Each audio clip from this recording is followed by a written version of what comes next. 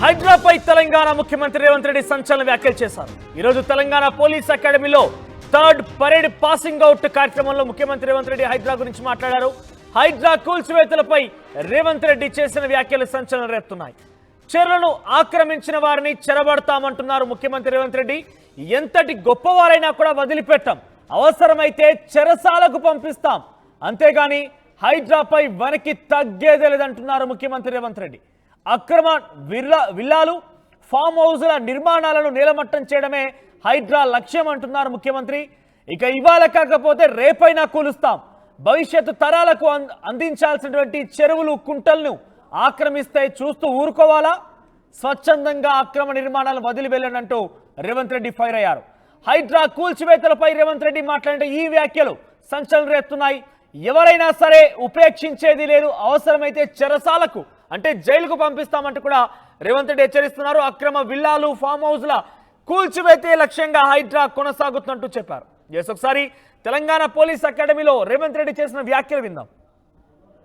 గారికి ఏమొచ్చిందయ్యా, హైడ్రా పేరు మీద మే చెరువుల్లో విలాసవంతమైన విల్లాలు కట్టుకుంటే ఆయన నేల గూలుస్తున్నారు అని నేను ఒక్క మాట అడగదలుచుకునే వేదిక మీద నుంచి తెలంగాణ ప్రజల్ని, ముఖ్యంగా హైదరాబాద్ నగర వాసులని, 1908లో ఈ మహానగరం మీద వరదలు ఉప్పెనై కమ్మేస్తే వేలాది మంది ప్రాణాలు కోల్పోతే ఆనాటి నిజాం సర్కార్ మోక్షగుండం విశ్వేశ్వరయ్యను ఆర్కిటెక్ట్ గా నియమించి 100 కోట్ల రూపాయల నాడు ఖర్చు పెట్టి ఉస్మాన్ సాగర్, హిమాయత్ సాగర్ ను నిర్మించారు. అనంతగిరి కొండల నుంచి వచ్చే వరదల్ని నిలువరించిన నీళ్లను ఈ మహానగరానికి తాగునీటి వసతులుగా ఏర్పాటు చేసింది. ఒకనాడు ఎక్కడి నుంచి హైదరాబాద్ నగరానికి తాగునీళ్ళు వచ్చేది కాదు, ఉస్మాన్ సాగర్, హిమాయత్ సాగర్ నుంచే లక్షలాది మంది హైదరాబాద్ బిడ్డలకు తాగడానికి నీళ్లు ఇచ్చారు. హైదరాబాద్ దాహార్తిని తీర్చిన ప్రాజెక్టులు గండిపేట, హిమాయత్ సాగర్. ఇలాంటి ప్రాజెక్టుల చుట్టూతా బాగా సంపాదించుకున్న వాళ్ళు, ఆగర్భ శ్రీమంతులు ఫామ్ హౌజులు కట్టుకున్నారు. వాళ్ళు ఫామ్ హౌజులు కట్టుకుంటే మనకు అభ్యంతరం లేదు, వాళ్ళు సంతోషంగా ఉండడమే మనకు కావాల్సింది. కానీ ఆ ఫామ్ హౌజులలో ఉన్న డ్రైనేజ్ కనెక్షన్ లేదు. వాళ్ళ డ్రైనేజ్ తీసుకొచ్చి గండిపేట నీళ్ళలో కలిపిండ్రు. వాళ్ళు వాడిన డ్రైనేజ్ నీళ్లు గండిపేట నీళ్ళలో కలిస్తే ఆ నీళ్లు తాగడానికి నగరానికి ఇస్తున్నాం. నేను అడుగుతున్న మిత్రులారా, ఇవాళ మీరు చెప్పండి, ఎవరో బలిసినోడు కట్టుకున్న ఫామ్ హౌస్ డ్రైనేజ్ నీళ్లు గండిపేట తాగి నీళ్ళలో కలుస్తుంటే ఆ నీళ్ళని నగర ప్రజలకు తాగడానికి ఇస్తే ముఖ్యమంత్రిగా నేను వైఫల్యం చెందినట్టు కాదా? ఒక్కసారి ఆలోచన చెయ్యండి. భవిష్యత్ తరాలకు అందించాల్సిన బాధ్యత చెరువులు, కుంటలు, నాలాలను ఎవరెవరో ఆక్రమించుకుంటే వాళ్ళ ఆక్రమణలో చెరబడితే ఇవాళ నగరం మీద ఉప్పెనై వరదలు వస్తున్నాయి. ఆ వరదలు ఎక్కడికి వెళ్తున్నాయి? బస్తీలో ఉన్న పేదోళ్ళ ఇళ్లకు పోతున్నాయి. పేదోళ్ళు జీవితకాలం కష్టపడి సంపాదించుకున్న ఫ్రిడ్జ్, టీవీ, మంచము, బట్టలు, కట్టుకున్న బట్టలతో సహా అర్ధరాత్రి పూట వాళ్ళ ఇళ్లకు నీళ్లు వస్తే తడిసి ముద్దయి అనాథలాక రోడ్డు మీద నిలబడాల్సిన పరిస్థితులు వచ్చినాయి.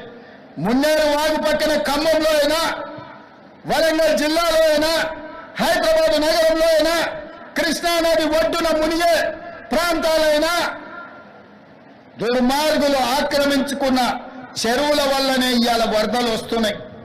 అందుకే హైడ్రాను ప్రారంభించడం. హైడ్రా స్పెషల్ టాస్కే ఈ చెరువులను ఆక్రమించిన వాళ్ళను చెరబట్టాలని, చెరబట్టిన వాళ్ళ నుంచి విడిపించాలని, అలాంటి వాళ్ళను అవసరమైతే చెరసాలకు తోలాలనేది నా ప్రభుత్వ విధానం. అందులో ఎంత గొప్ప వ్యక్తులున్నా, ఎంత మహామహులున్నా వాళ్ళు చెరువులను వదలక తప్పదు. అందుకే ఈ వేదిక మీద నుంచి గొప్ప వ్యక్తులకు నేను విజ్ఞప్తి చేస్తున్నా, అయ్యా, ఆక్రమించుకున్న చెరువులను మీరే వదలండి, గౌరవంగా పక్కకు తప్పుకోండి, నీటిపారుదల శాఖకు అప్పగించండి, మీకేం కావాలనో పోయి దూరంగా కట్టుకోండి.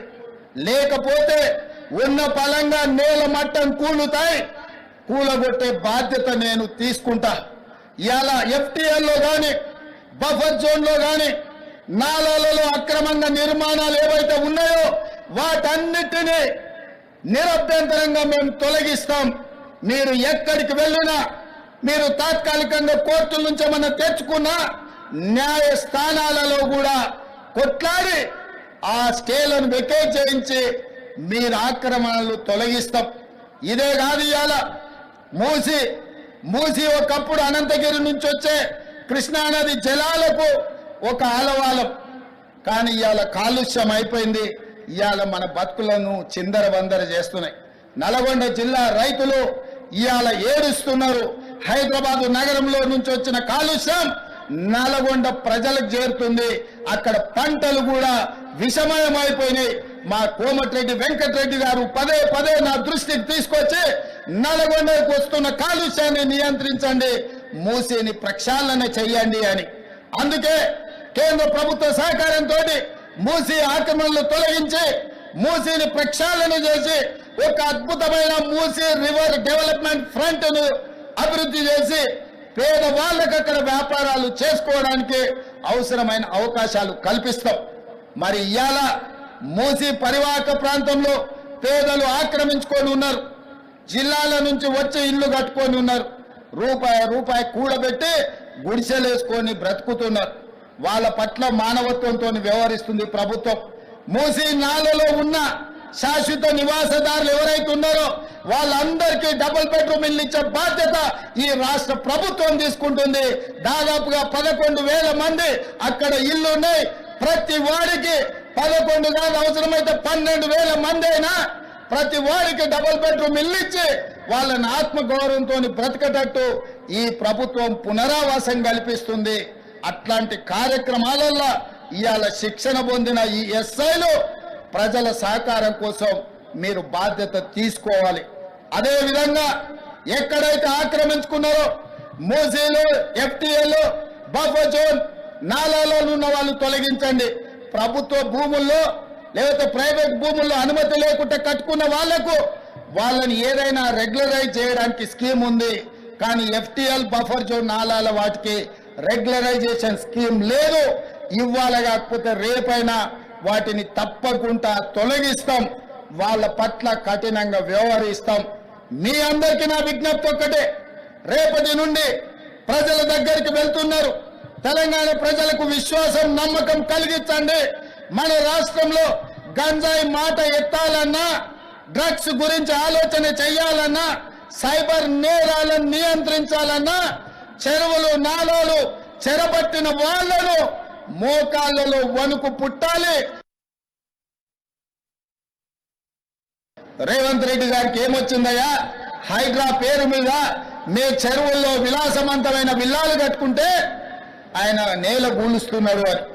నేను ఒక్క మాట అడగదలుచుకునే వేదిక మీద నుంచి తెలంగాణ ప్రజల్ని, ముఖ్యంగా హైదరాబాద్ నగర వాసులని, 1908లో ఈ మహానగరం మీద వరదలు ఉప్పెనై కమ్మేస్తే వేలాది మంది ప్రాణాలు కోల్పోతే ఆనాటి నిజాం సర్కార్ మోక్షగుండం విశ్వేశ్వరయ్యను ఎక్కడికి వెళ్తున్నాయి?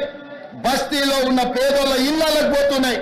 పేదోళ్ళు జీవితకాలం కష్టపడి సంపాదించుకున్న ఫ్రిడ్జ్, టీవీ, మంచము, బట్టలు, కట్టుకున్న బట్టలతో సహా అర్ధరాత్రి పూట వాళ్ళ ఇళ్లకు నీళ్లు వస్తే తడిసి ముద్దయి అనాథలాక రోడ్డు మీద నిలబడాల్సిన పరిస్థితులు వచ్చినాయి. మున్నేరు వాగు పక్కన ఖమ్మంలో అయినా, వరంగల్ జిల్లాలో అయినా, హైదరాబాద్ నగరంలో అయినా, కృష్ణానది ఒడ్డున మునిగే ప్రాంతాలైనా దుర్మార్గులు ఆక్రమించుకున్న చెరువుల వల్లనే ఇవాళ వరదలు వస్తున్నాయి. అందుకే హైడ్రాను ప్రారంభించడం. హైడ్రా స్పెషల్ టాస్కే ఈ చెరువులను ఆక్రమించిన వాళ్ళను చెరబట్టాలని, చెరబట్టిన వాళ్ళ నుంచి విడిపించాలని, అలాంటి వాళ్ళని అవసరమైతే చెరసాలకు తోలాలనేది నా ప్రభుత్వ విధానం. అందులో ఎంత గొప్ప వ్యక్తులున్నా, ఎంత మహామహులున్నా వాళ్ళు చెరువులను వదలక తప్పదు. అందుకే ఈ వేదిక మీద నుంచి గొప్ప వ్యక్తులకు నేను విజ్ఞప్తి చేస్తున్నా, అయ్యా ఆక్రమించుకున్న చెరువులను మీరే వదలండి, గౌరవంగా పక్కకు తప్పుకోండి, నీటిపారుదల శాఖకు అప్పగించండి, మీకేం కావాలనో పోయి దూరంగా కట్టుకోండి. లేకపోతే ఉన్న పలంగా నేల మట్టం కూలుతాయి, కూలగొట్టే బాధ్యత నేను తీసుకుంటా. ఇలా ఎఫ్టీఎల్లో కానీ, బఫర్ జోన్లో కానీ నాలాలలో అక్రమంగా నిర్మాణాలు ఏవైతే ఉన్నాయో వాటన్నిటినీ నిరభ్యంతరంగా మేము తొలగిస్తాం. మీరు ఎక్కడికి వెళ్ళినా, మీరు తాత్కాలికంగా కోర్టుల నుంచి ఏమన్నా తెచ్చుకున్నా న్యాయస్థానాలలో కూడా కొట్లాడి ఆ స్టేలను వెకేట్ చేయించి మీరు ఆక్రమణలు తొలగిస్తాం. ఇదే కాదు, ఇవాళ మూసి ఒకప్పుడు అనంతగిరి నుంచి